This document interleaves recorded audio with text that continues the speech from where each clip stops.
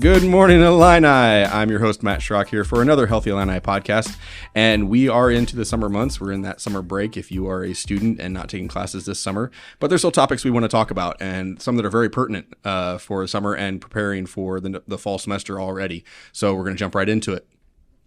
Today, we are talking about fire safety, and I'm going to get more into why that's important right now in a minute. But I do want to introduce our guests first. I have two guests with me today. First up is Robert Simmons. He is with Champaign Fire and is the Deputy Fire Marshal. Robert, thanks for being here. Thank you for having me. Also joined by Mike Brown. He works with the University of Illinois in Facilities and Services. He is our Associate Director for Code Compliance. Mike, thanks for being here. Yeah, thank you as well. So there are some topics we talk on Healthy Illini that are very new, that are very unknown, but there's some that are very familiar to us. We've heard most of our lives, and that's kind of where we fall with fire safety. But it's important to come back to them, and it's important to give them that human feel, that relatable aspect to it. And so for me personally, when I think about fire safety, the first thing that comes to mind is warnings on packages. And I'm going to date myself a little bit, but Smokey the Bear. Still Smokey the Bear is the one that pops into my head. And that's pretty much it, because that's what I've heard most of my life. But while those are important, the problem is that sometimes things become so familiar that we start to dismiss them. That is just, oh yeah, I've heard that. Oh yeah, I know that, and you move on, and that can be really dangerous. But then it's I liken it sort of to car insurance that I don't think about. I pay it. I don't think about it until there's an accident. Then all of a sudden, I'm trying to remember all the stuff, that details, all the things. Did I prepare? Did I not prepare? And fire safety is kind of the same way. A lot of us kind of dismiss it. Oh yeah, I know that. But then in the moment when we need it, it's really important to know what's going on. But also, it's also important to prepare so that you don't have those. Hopefully no one deals with it, and we hope no one has to ever call on that knowledge. But just in case, it's important to have that knowledge, and that's kind of why I want to have this conversation today. The other aspect of it for us is most of our audience is college students, first time out of the home on their own in an apartment or a dorm or a house, even, that they are making the choices. They are making the decisions on what they have in the home, how they set up their home, the things they do in their home. And so it's really important for these first time consumers to have a baseline on what fire safety is. So let's start with the home. Let's start there, because that's something that everyone has in common, that they have a place that they stay. What are some of the most important aspects if you were talking to somebody who's a first time on their own, what are some of the most important aspects to remember when you're trying to think of fire safety at home? Well, I think to tag on to what you said a little bit, it is important to remind people that, yeah, it is a low frequency event, fortunately, when fires occur. But the problem nowadays is that we have so much garbage and fuel in our lives that fires develop a lot more quickly than they used to. Yeah. And really, the instances may statistically have gone down, but it's always because of some major event that's happened, that new codes are put in place, safety standards and all that. So it is easy to get complacent, because I would say overall things are safer.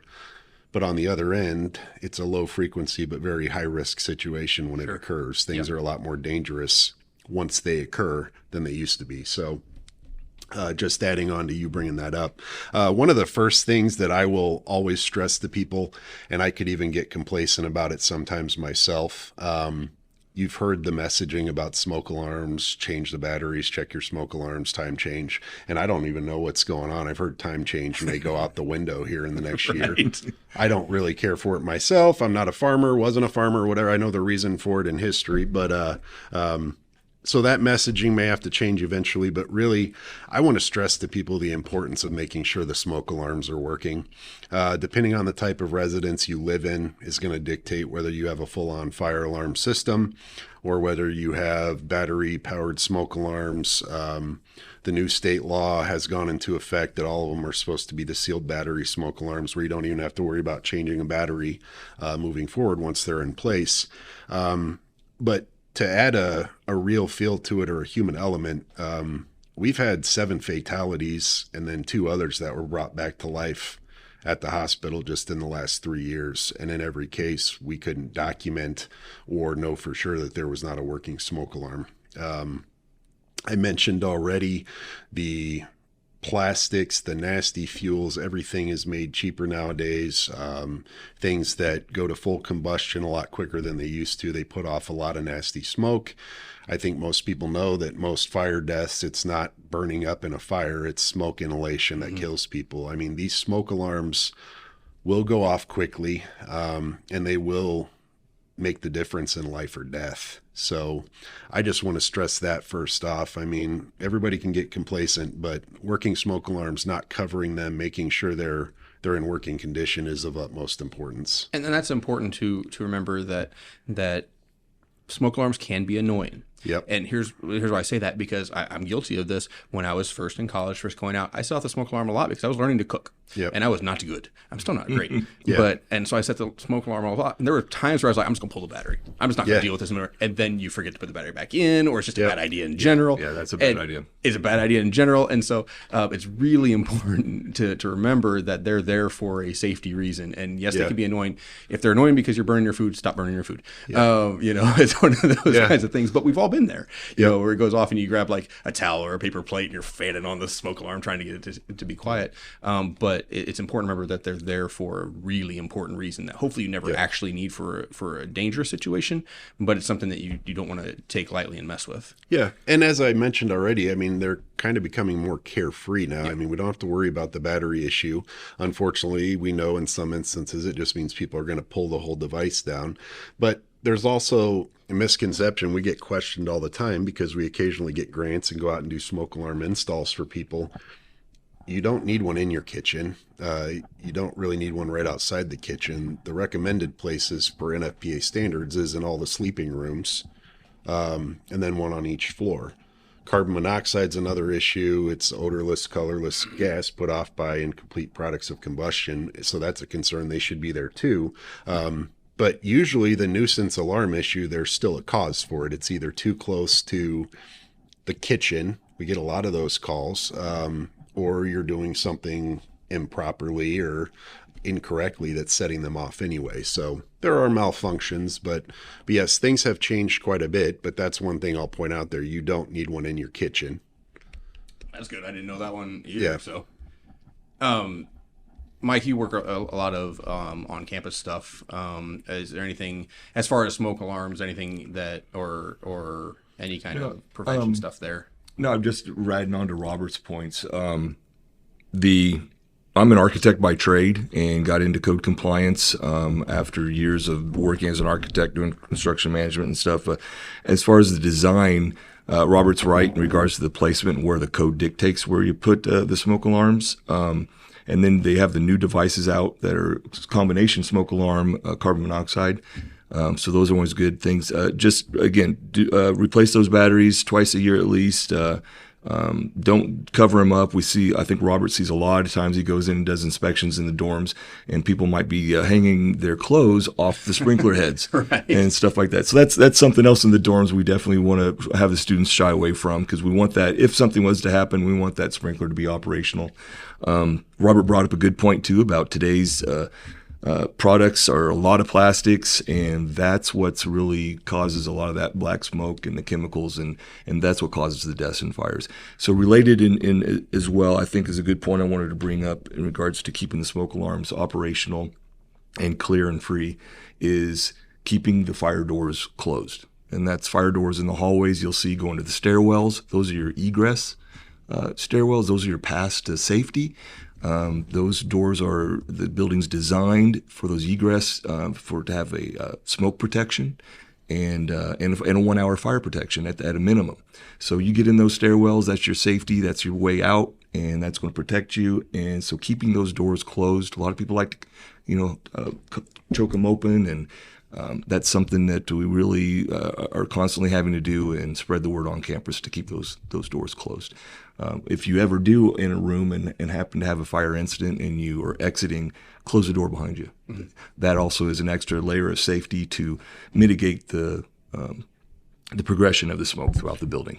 Yeah, and I'll piggyback on that a little bit more, because when we were coming up with our topics, we didn't really go into it.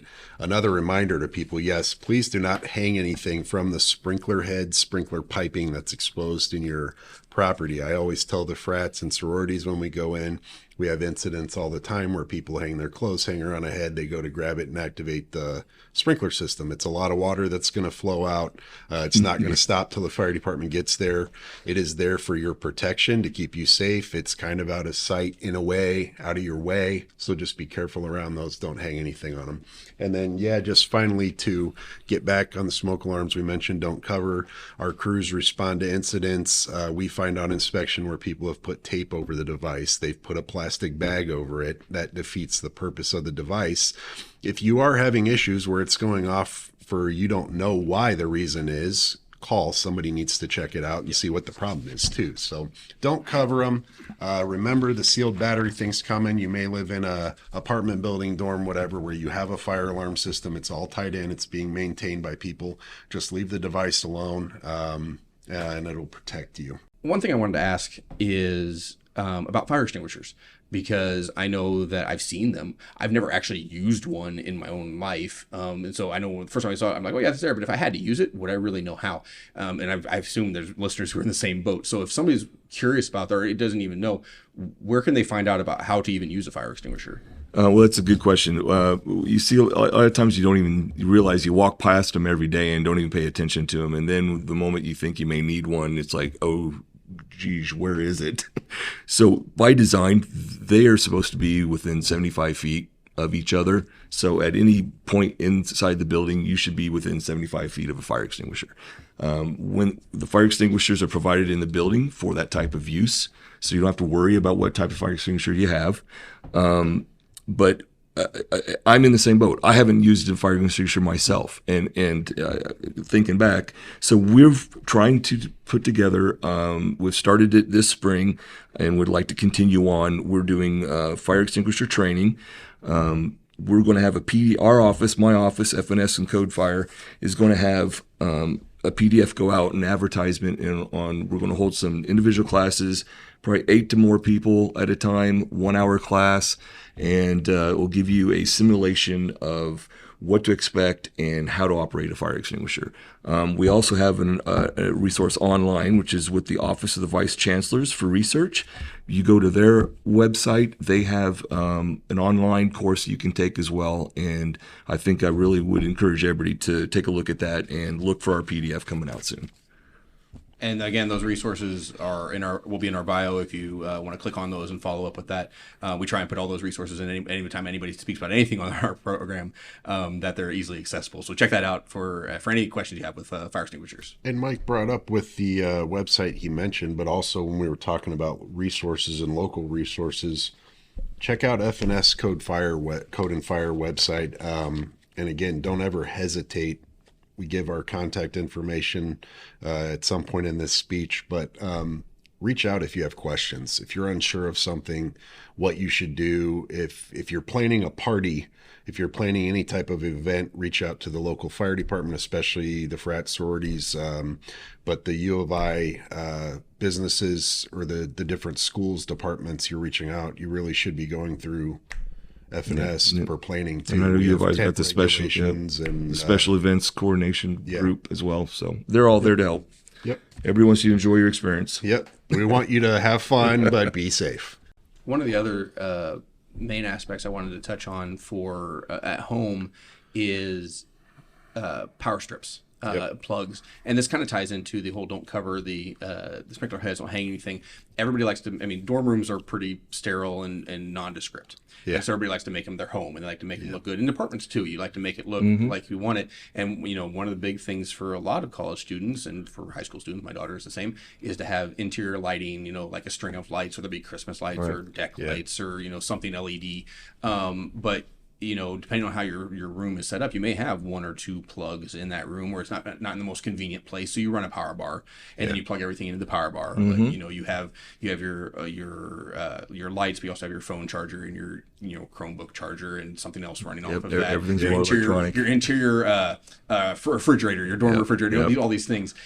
So how do I know if I'm running too much off of something, or how do I know it's a dangerous situation because I've got too many things plugged into one power bar, or I'm pulling too much energy from that? Robert's probably got a more technical, but I know the power strips come with so many outlets, places to put in and to plug in, and you don't want to overload that by putting in another adapter that can allow 2 or 3 more plug-ins. Or I think Robert's run into a place on campus where we found that there was a power strip plugged into the wall, and then another power strip plugged into that power strip. That's common. Now, so that just starts overloading. That's a little more common sense. Just don't put any more plugs in that's not already made for.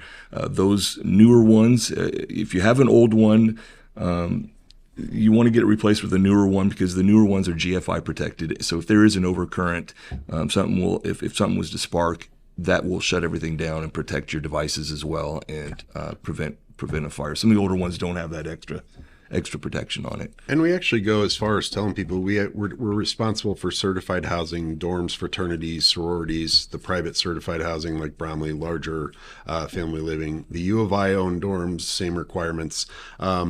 Big thing to remember on those, we want it to be circuit protected devices too. Everybody knows those little 2 or 3 plug, brown, white, green adapters. Those are used a lot of times. They're typically not used for what they're rated for. Check the packaging on it. You can go maybe a little more nerdy and check the tags on your devices to see what amperages there are. What the rating is for it. But the big thing is you're not supposed to have the little unapproved multi-plug devices, which is those little 2 or 3 plug adapters. Like Mike said, if you're having to plug a power strip into another power strip, then you have too many things. We know that 2 of the biggest issues we run into with facilities nowadays is the amount of receptacles for all the devices in our lives, and also storage space. But sticking on the power strips and overloading, there's just some common things that you'll see. If devices are blowing fuses, if things are overheating, if your lights are flickering, there's probably an issue. Biggest thing with those, you mentioned fridges. Plug appliances directly into the wall outlets. That's the best course of action for those. We know phone chargers. We've even seen these little bed risers with the receptacles on them, and typically like a phone charger is okay for that. But you shouldn't be plugging your window air conditioning unit and your refrigerator and coffee maker or whatever you've got into those devices. And having circuit protection is the big thing. There's a difference between circuit protection and surge protection. One's for your device, one's for the circuitry. If it's popping that and doesn't have an on-off or reset on it, or reset's what I meant, a simple on-off or the little switch, it should say reset on it, but it'll tell you on the packaging if it is circuit protected as well. So that's the big things to remember for that. A lot of this is just being conscientious, just being proactive in how you look at it. Definitely. And because I know that there's certain places in my own home where I've had to use a power bar, but I knew it was for something larger like a TV or an appliance like that. And so I go make sure I go get something that's more heavy duty than the $3 one in the in the corner of Walmart or whatever it may be. I'm looking for something that I know has a little bit more power and protection to it. Yeah, and another good point on that is remember that any of these devices put off heat. You asked about the lighting too. There's a lot of LED lighting out there, the little strips that you see that people are moving to, that's better. The devices themselves, you can tell when they're putting off heat. You can feel it, and just recognize that anything that puts off heat is potentially, in the long term, an ignition source. A fire issue. So we have to be cautious about covering things up. Be cautious with cords, that they're not running under carpet, things like that. But the biggest thing, again, is just recognize if they're putting off heat. You'll notice sometimes your phone overheating when it's charging, if it's not on the right charger too. You'll learn with the new battery issues that we're having, and I'll talk about the scooters and e-bikes thing in a minute. But if your phone is incredibly hot while it's charging, it may not be the appropriate charger for your phone. I think it's recommended on all those that you buy the charger or use the charger that's for your phone. And we all know it's easy to just grab whoever's charger is available or whatever fits in whatever plug, but try to use the chargers that your items are rated for. And like we've stressed already, just use the number of receptacles, plugs that you've got, and then overcurrent protection. So that fits into one of the things I did want to make sure that we addressed, and you've touched on it already, is that we hear a lot about fire safety, and there's a lot of things we know, like smoke alarms. I know no candles, open flames, kind of things like that. Power bars, heard a little bit, but there are things that you need to be aware of, like heat coming off of appliances that if Yeah. you don't have it in a ventilated space, or you have it where it's cluttered and there's stuff that can light up real fast, Yeah. even just dust or plastic, plastic packaging or Yeah. something like that, a fake flower, Yeah. something like that. If you're not aware of that heat coming off, you could be in danger of an ignition source that you're not even thinking of. And these are the things I wanted to talk about, because college students, all of us, but especially college students, first time on your own, you have so many things you're trying to balance. Yeah. You're trying to balance you're doing your own laundry, you're doing your own finances, you're doing your own healthcare, you got your classes, you got your social stuff, and things sometimes fall through the cracks. And these little items, I'm just going to throw this in the corner and then be done with it, can be a dangerous kind of situation. Yep. Oh yeah, definitely, and that can happen at the home as well. And even in my background is when I was going through architecture school, in studio space, we're going through design. I got all my design papers. I'm going through scratching, scribbling stuff out, going through all sorts of schematics, and I rip it off and throw it on the ground. Next thing I got a pile of stuff. So God forbid if a flame ever lit up in that that situation. But the same thing can happen at home. Yeah, exactly. Same thing can happen at home with magazines, newspapers, any of that kind of stuff. All your old reports and stuff that you've done doing for school, and that starts all the books and everything else that they have. When that gets piled up next to a flame source or a heat source, that definitely could be a hazard. So it's just something to be aware of.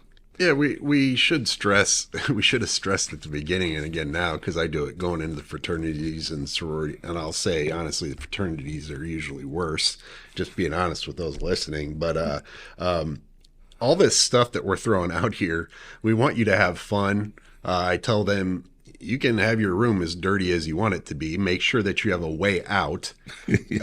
Try to do some cleaning, throw away garbage, things like that. But just recognize that the big thing is there are codes in place, especially on housekeeping things too. We have requirements on not storing everything in your mechanical rooms. We're around your water heater. Some of those gas water heater, a pilot light, they don't think about the small flames there. You got to worry about your stovetop. Interesting, off to the side comment on that. You talked about heat producing devices. People that have pets need to be cautious. Don't store stuff on top of your stove either. We've had a couple of documented cases, and there's videos out there for people who don't believe it, that pets jumping up trying to get stuff on the stove can turn on burners in some cases. That's something people don't think about. That's kind of strange off the cuff. I do see a lot of dogs around campus, so be cautious. That's another good reminder. Just don't use your stovetop for a storage area either. But yeah, I was going down the route with the fraternities, and I say, and sororities, and live your life, have fun. We just want you to be safe. If you want to live completely sloppy, dirty, whatever, make sure you have a pathway to get out. And I'm just gonna throw it out there. Doing a little bit of cleaning every once in a while is a good idea for the buildup of flammable materials too. So.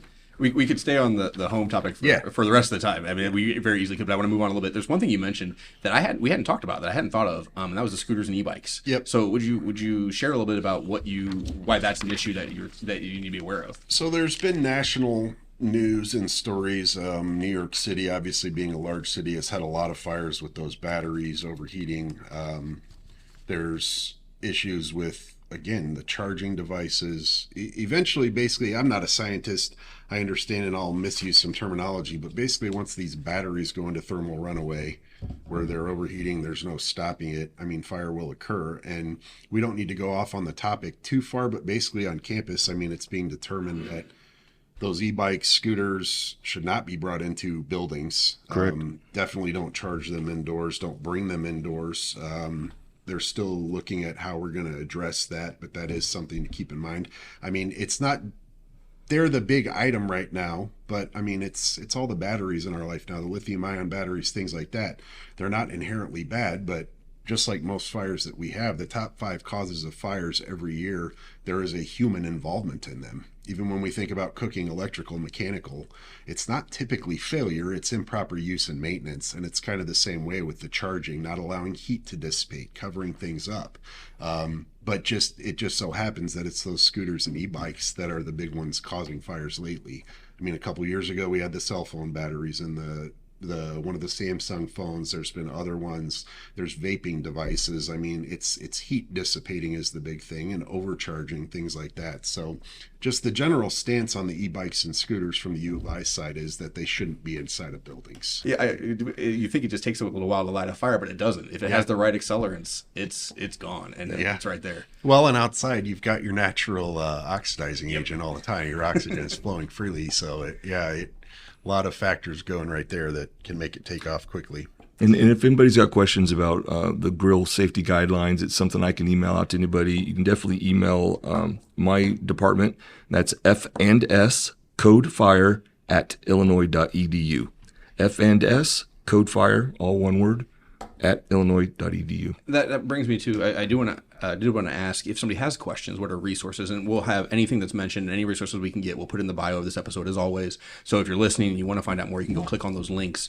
And Mike's already talked about the FNS link there, but are there any other resources for somebody who might have questions, who's like, I don't know if my smoke alarm is good, or I don't know if there's issues with my setup, or I just have questions on what I can do to be more proactive. Are there ways to reach out? I think internally on campus, I think especially talking the dorms and the frats, and if they reach out to their housing representatives, definitely get with them if they have any questions or have any problems with anything to get maintained and fixed. I know Champaign and Urbana fire departments, we have an agreement with them. We work well with them. They do our building inspections, and I know they're coordinating with housing all the time, and we're doing trainings on campus in that regard, and doing some of this education type stuff. I think Robert may have some contacts. You can definitely call the fire departments at any point, I would believe. Yeah. You want me to throw out contact stuff at this point, or we want to throw a couple out? So you asked about the resources. So some of the statistics, general safety guidelines, the NFPA is a good resource. They have a website, just nfpa.org. Pretty much on any type of grilling safety, seasonal safety, recommendations there. But the other part of that is too, again, if you're going to use something, look at the instruction manual, check the safety precautions, things like that. But NFPA is a very good one. They have different languages on there too, fact sheets, things like that. If there ever is NFPA, that's the National Fire Protection Association. Yep. Correct. Yep. And they make a lot of codes and standards too that we follow along with the International Code Council. But that public resources there, things that are free. Mike mentioned reaching out to them, their housing safety people. If you've got a smoke alarm going off, you don't know what's wrong with it, maybe malfunctioning, you're worried about something with an appliance, call. The fire department will come out and check. So don't ever be afraid when we install smoke alarms. We have people worried, I don't want to tie them up with this. That's what they're there for, not just emergencies, non-emergency too. They'll come out and check things to make sure the smoke alarm, if they'll monitor the environment, make sure there is no issue with like carbon monoxide, things like that. But if you've got an alarm going off and don't know what the cause is, call and they'll have a unit come by. Well, and you said it, because there's a feeling of, I don't want to call and be a nuisance. I don't want to be a problem. I don't want to, false call or whatever that. But I think I can speak for you to say that you would rather come out and check something beforehand than have to come later and deal with a fire. That it'd be better for you to be proactive in that. And obviously, we're not throwing out there, hey, anytime you don't know what to do about something, call fire. But if there is a concern with the safety device, the smoke alarm, the fire alarm, whatever it is, don't be afraid to call and have somebody come check. So. Well, guys, I really appreciate your time today. I appreciate you taking the moment and sharing some of your experience and your perspective. So I just want to say thank you for being here. Yeah, and Mike gave out their email address. Like I said, I'm from Champaign Fire Department. My peer in Urbana wasn't with us today, but if anybody, Champaign side or whatever, has general fire safety questions, you can contact Champaign Fire Department at 403-7200. My email address is robert.simmons@champaignil.gov.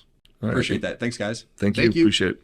No matter where you are and what you're doing this summer, fire safety is something that we've all heard of, and we've all, sometimes taken for granted, but it's important to be reminded of, and it's important to hear things we can do, and there are always ways you can be proactive in that. So if you have questions, if you're uncertain on your space or your activities, please reach out. You can reach out to us here at Healthy Illini. You can reach out to the fire departments in the area. You reach out to campus through FNS. We'd be happy to answer questions or put you in contact with someone who can.